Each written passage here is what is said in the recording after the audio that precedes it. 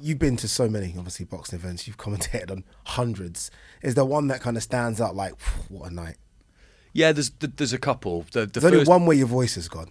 I remember that one. Fury Wilder. Yeah. That was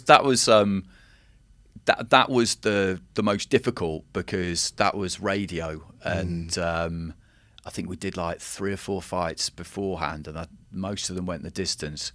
And then that fight was so Incredible. It was so up there the whole way through. I remember thinking at one point, like, this is. I was kind of, you're trying to look after your voice a little bit because you're thinking this is not a normal situation. This is not a normal situation. But it got there for me. But that was an amazing night. That's definitely up there. The first one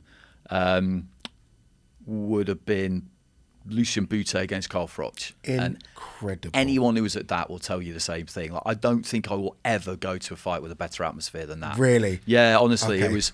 He came in. He ring walked really late because it was on. He wasn't on one of the kind of big networks in North America, but it was on somewhere. Yeah.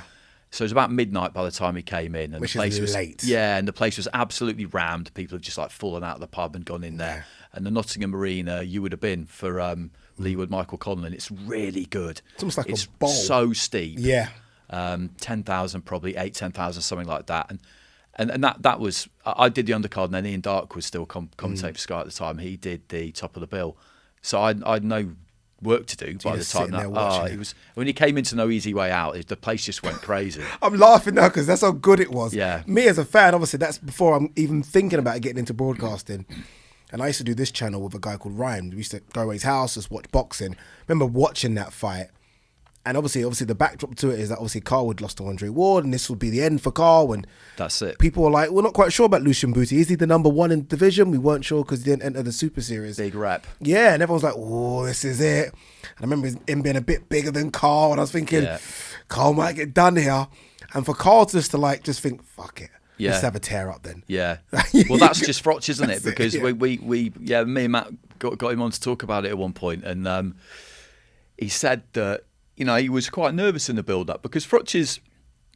You've been around Froch, and he's not what he appears to be. He plays this part of being aloof and arrogant and all the rest of it, and he's not that really at all. Not at all. And you might well think if you don't know him a little bit that he's kind of one of these, bulletproof guys who was always rock solid in his self-belief, like right from the king of the playground at school and all the rest of it. And he's not that. And fight it. Well, he can be if he needs to be. Yeah. But mostly he's happy to admit that a lot of the time he was shitting himself. Because how would you not be as a professional fighter? Anyone who says that they're not, I just don't believe them. You're lying. Yeah, they're lying. And he said to us in that fight, he was an underdog. And I was a big Froch fan. Like, I loved Froch. I just thought he was just great.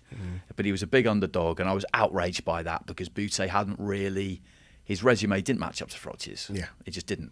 He had this mystique about him. But he absolutely did, and he came with this big rep. And I think Carl said to me and Matt, the first couple of rounds, not an awful lot happened. And Bute had this much vaunted uppercut, and he said he hit him to the body, I think, with an uppercut rather than the head. And he thought to himself, Christ, that really hurt. And then he sat down in between rounds and then just thought, fuck this. If I'm going out, I'm going out swinging. And then he just brutalised him.